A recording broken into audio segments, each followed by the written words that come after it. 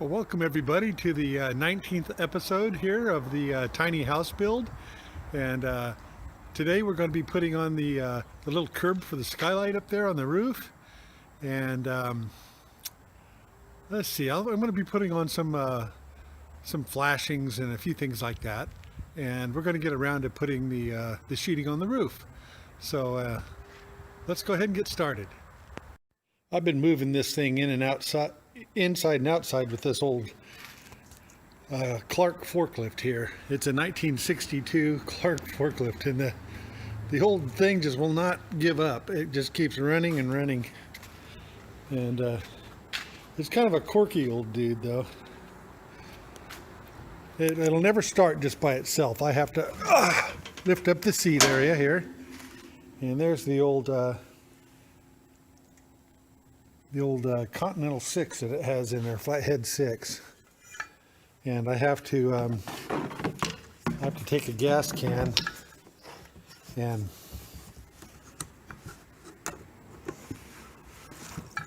give it a little gas every time. Otherwise it won't start. Look at the old instrument cluster on this thing here.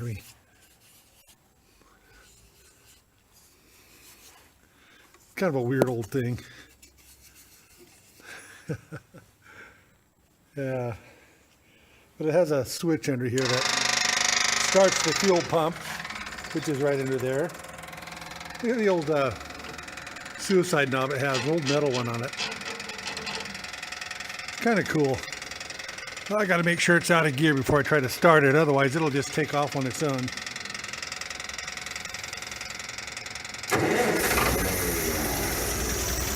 Starts right up every time though.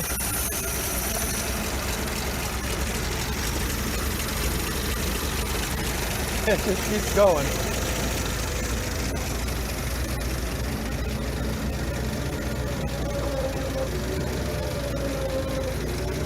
I lift it up and I just push it outside, so I'm heading out there. Okay, I'm up here on the forklift, right here, up on that little platform I have, and I'm putting on this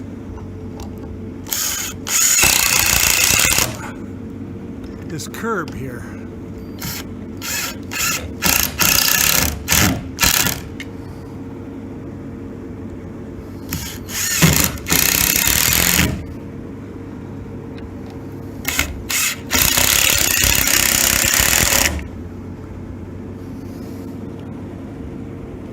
Make sure that's down in there far enough. Not going to get in the way of the trim. Hello. Okay, I'm ready to come down. I'm ready to come down.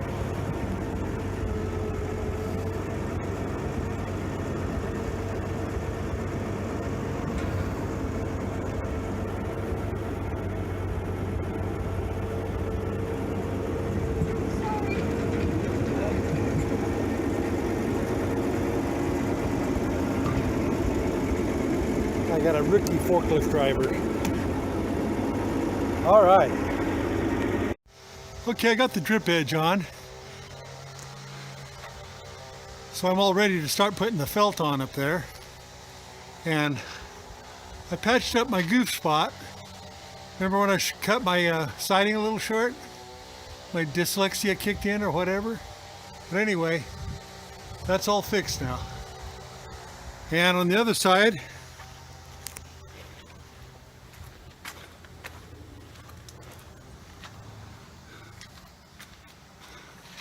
got the molding on the drip molding on this side too, and we have our curb for our skylight. All right. Okay, I put the first roll of felt on, and I'm going to have to piece some around these corners here a little.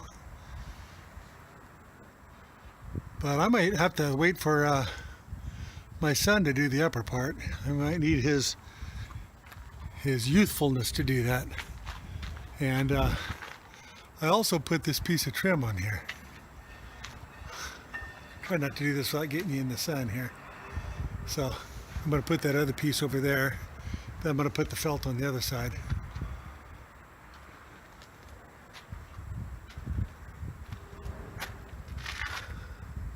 I'm getting excited about this.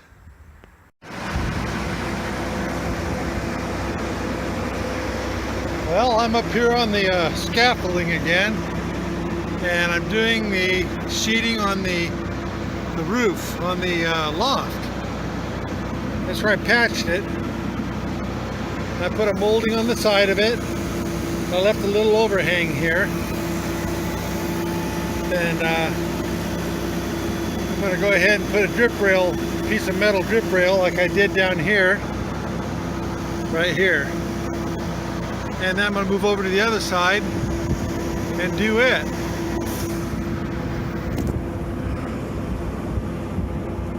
Kind of jumping the gun here.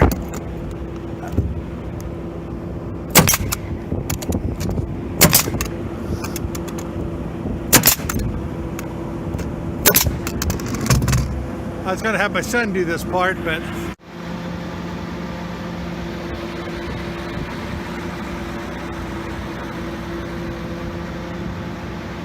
I got a little bit of filling in to do there. That board had a rough edge on it. I had to cut 4 inches of it off. And this one wasn't quite wide enough to make it to the center point there. So I'm just got to put a little filler board in there.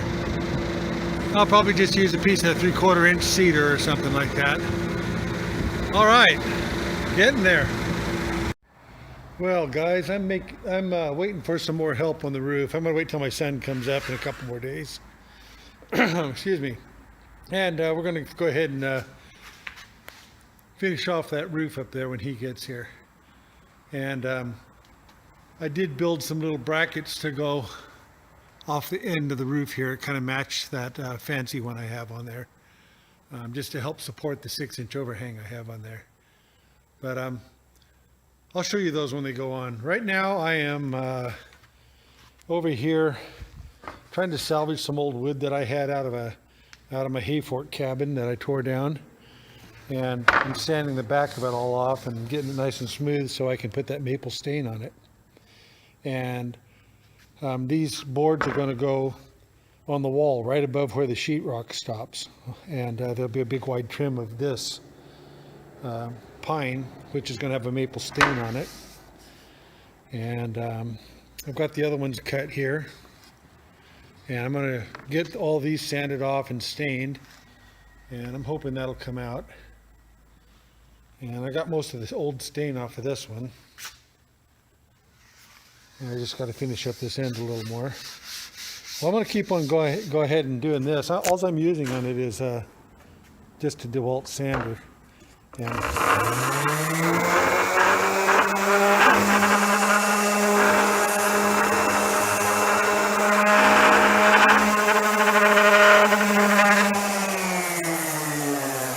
it's cleaning it up really nice. So after I get these sanded, I'll bring you back when I have them stained up. Well, there we go. My rustic maple stained pine.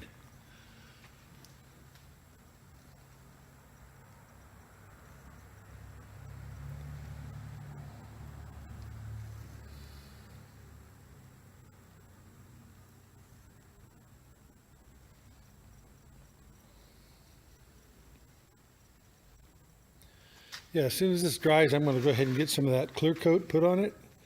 Satin clear coat like I did on the door, and we'll get that nailed up inside. Hey everybody, I was just out at the beach, took a walk over by the lighthouse. I took a little clip of the ocean there. Maybe I'll show that to you here in a minute. Right now I've got these boards all clear coated, and I'm going to be putting them up here to trim this out, give it a nice finished look to it, like that. And I think that's going to look nice. I got 5 boards here that I've got cut, and what I did is I marked each area, since they're all different lengths.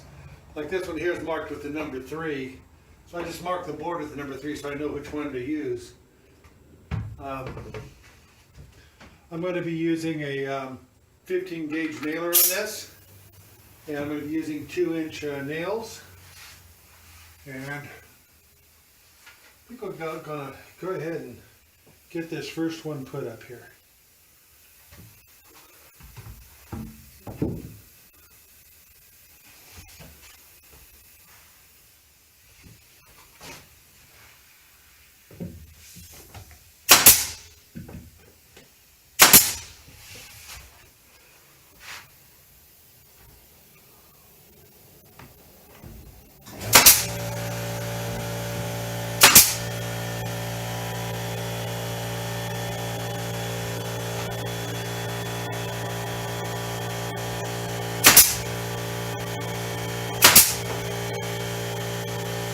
I think that's going to look real nice.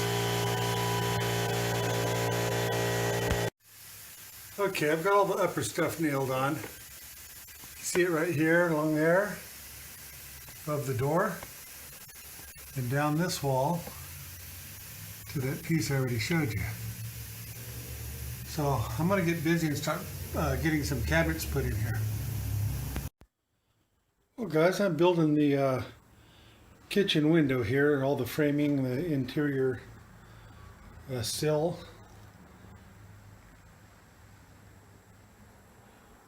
I want to be able to stain it, then put it in, and that's why I'm cutting it all and fitting it first. I'm going to go ahead and put the outside 2 3/4 inch board around the outside here until it comes down to right here, and that'll give us a nice little sill. That's a 5-inch sill right there. Be good for setting stuff on. It'll be nice. All right, I'm going to go cut the rest of these outside ones and fit them on, and then I'm going to go ahead and get these stained and installed. Okay, there's the window sill, the inner sill, and the outer sill. I mean the outer trim. All this for that one window. That's 2 2x6s. Plus that extra piece right there I have left over. 2 6-foot 2x6s. Maybe this wood's not going to go as far as I think it's going to. I better go check the coal pile again over at Home Depot. Okay guys. Well, I got the kitchen trim done on the window, and I've mounted that cabinet. So it's starting to come together in here a little bit. Next I need to get this cabinet put in place over here. This is the sink cabinet. Then I need to finish off building a cabinet next to it to hide the area where the water heater is going to be. And I've got a 1.5-inch thick hardwood top for this. I broke down and bought that. I couldn't find another alternative that was going to look good, and I didn't have the materials. So by the time I started adding up thick material for doing the countertop and everything else, it was cheaper just to buy this this cabinet top, 6-foot cabinet top for I think it was $109. So couldn't beat it really. You got to do what you got to do. I still have to buy that water heater that goes right there too. That little stubby 20 or 30 gallon water heater, depends what I can find. And it's pushing $400, and I really don't want to spend that much for it, but I may have to. So yeah, everything's looking real good. The wood came out real nice. It's got kind of a bird's eye look to it up here. And the rest of it's just pine. A little knot in the corner there.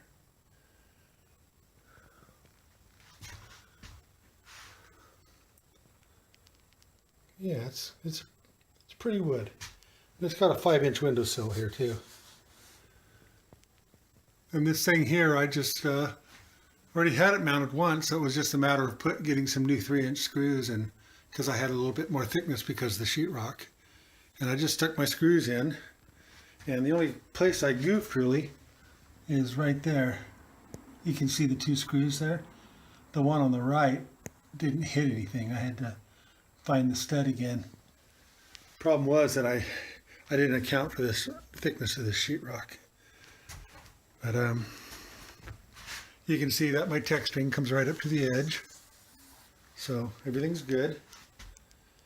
All right, I'm going to move on. I think what I'm going to do next is I'm going to trim out this door right here. Getting ready to do the rest of the cabinets and stuff here. Then I'm going to attack the piping. And in between doing that stuff, if I get tired of doing that, I'm going to trim out this piece of a cedar right here, 2x6 cedar. And I'm going to add a piece of 3/4 inch on this side. And on this side, I'm going to have to put a 1/2 inch shim stock in between it. And that'll make this beam 3.5 inches wide here. And it's going to make it about a full 6 inches tall. About 6.5 inches tall, actually. So that'll kind of be a little bit of a architectural piece in the house. It'll look nice. All right.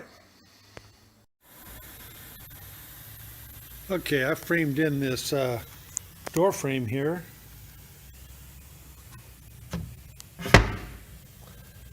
That has something.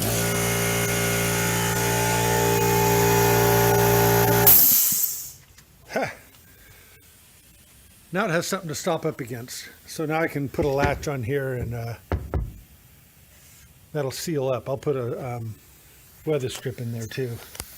Something else I didn't show you guys. I put the shelf in this cabinet too. You see the brackets in there? It's got it's adjustable. It has all these holes. So I can put this anywhere I want. So I put one in there. And I also put one in this one. Hard to see in there, but it's this cabinet here, the plate cabinet. Anyway, we got a nice little shelf in there too. It's adjustable. I can put it anywhere I want in there according to what we need.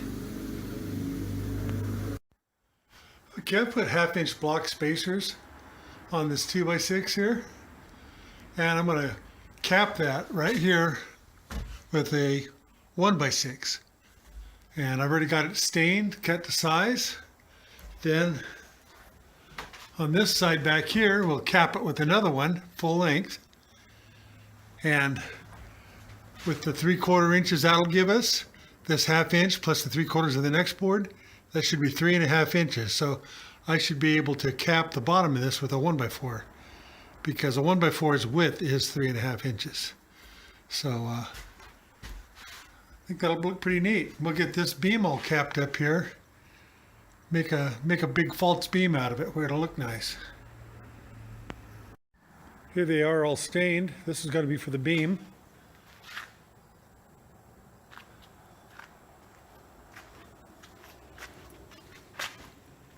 It's going to be pretty in there. So I'm going to need to get these mounted up as soon as they're dry enough to mess with. I just finished staining them. And I think I'll clear coat them after they're on. I think I can control things a little bit better there. Just in case this edge needs sanded a little or something, I might have to recoat it with stain. We'll find out when I get it up there. I just can't seem to get into doing the monotonous low stuff low down like the plumbing and that type of stuff, or putting those cabinets in. I just keep wanting to do the fun stuff. It has a lot of gratification because you're creating something that looks nice, and it's not just grunt work. That's why I'm doing this. Spoiled, I guess. All right, guys. Okay, I got it up there. I put these on here just to make sure it held them flat and straight. I'll take them off when I put the bottom board on.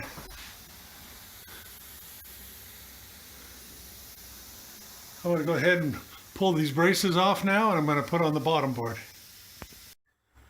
Okay, I got it in there. I still have to put the top one on. I'm not sure about that. I might put it on after I put the wood on for the ceiling. That way I can get the angle cut on it. But for right now, I've got the 3 pieces up. I'll show you from the other side.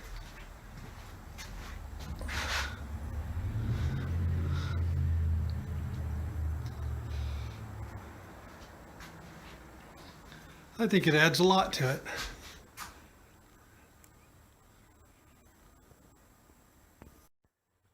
Well, it's been cold around here. We've had some really cold winds coming from up north, and yeah, it's gotten really frigid here at night, right about freezing.